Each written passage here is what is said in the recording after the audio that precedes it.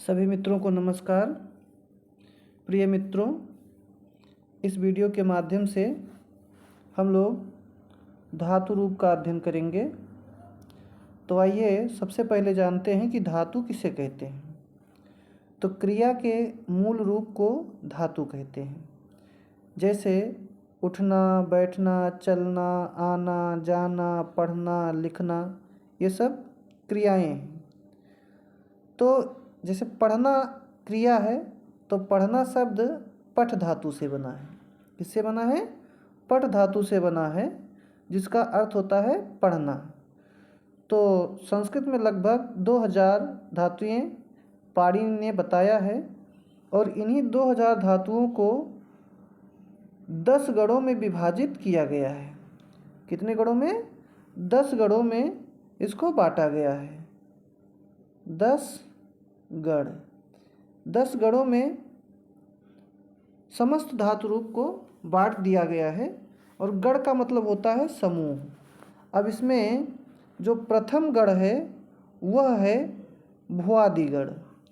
ऐसे अदादिगण, जोत्वादिगण, स्वादिगण, चुरादिगण, क्रयादिगण इत्यादि 10 गण होते हैं। अब इन 10 गणों में जो प्रथम गण है वो है भुआदिगण। कौन सा है? भुआदिगण।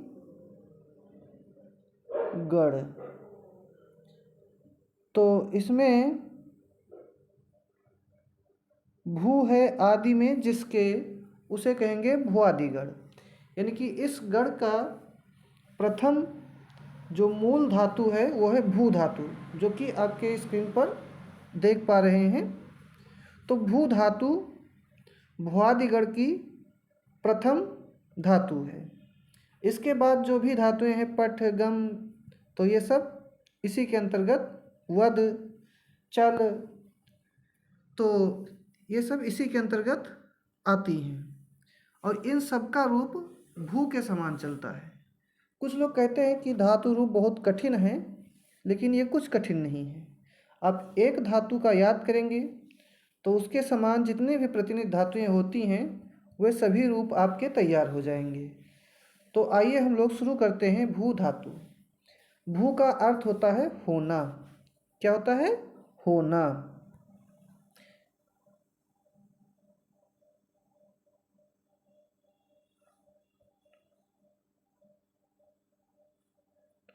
भू का अर्थ होता है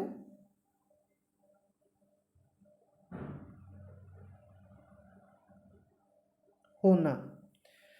तो इसमें हम लोग शुरू करेंगे भू धातु। अब इसके बाद में आप देख रहे हैं स्क्रीन पर लिखा है लट लकार। तो अब लकार कितने होते हैं ये भी प्रश्न उठता है। तो आइए थोड़ा सा जान लेते हैं लकार भी। तो लकार संस्कृत में 10 होते हैं। कितने लकार होते हैं? 10 लकार होते हैं। अब लकार कहते किसे हैं? तो हिंदी में जो काल होता है उसी को संस्कृत में लकार कहते हैं। जैसे आपने पढ़ा होगा वर्तमान काल, भूतकाल, भविष्य काल, अनद्यतन भूतकाल। तो इसी प्रकार से संस्कृत में इन्हीं अर्थों को देने के लिए लकार का प्रयोग होता था, और अभी भी हो रहा है, किया जा रहा है। तो लकार संस्कृत में 10 होते हैं। कितने लकार होते हैं? 10 लकार होते हैं। लट, लृट, लोट, लंग, विधिलिंग, इसी प्रकार से अन्य लकार भी होते हैं। तो उन 10 लकार में हम लोग पहला जो लकार है वो है लट लकार, और इसी का अध्ययन करेंगे। किसका प्रयोग करेंगे? लट लकार का अध्ययन करेंगे। लट का अर्थ होता है वर्तमान काल। कौन सा काल? वर्तमान काल। ठीक है, वर्तमान काल। वर्तमान काल आप लोग जानते हैं कि जिसमें क्रिया पूर्णतः समाप्त नहीं होती है और निरंतर कार्य होता रहता है, तो उस काल को हम वर्तमान काल कहते हैं। अब इसमें आइए देखते हैं, संस्कृत में 3 वचन होते हैं। एक वचन, और एक वचन, फिर द्विवचन, और फिर इसके बाद में बहुवचन। ठीक, ये बहुवचन, एक वचन, द्विवचन और बहुवचन। ऐसे पुरुष होते हैं पुरुषः, प्रथम पुरुषः, मध्यम पुरुषः, उत्तम पुरुषः। अब पुरुष, प्रथम पुरुष में वह, वे दोनों, वे सब आते हैं। मध्यम पुरुष में तुम दोनों और तुम सब आते हैं। और उत्तम पुरुष में मैं, हम दोनों और हम सब आते हैं। अब इसमें जो एक वचन का रूप है वो आपका प्रथम पुरुष में बनेगा भवती, मध्यम पुरुष में भवसी और उत्तम पुरुष में बनेगा भवामी। ऐसे द्विवचन में प्रथम पुरुष में भवतः, मध्यम पुरुष में भवथः और उत्तम पुरुष में भवावह बनता है।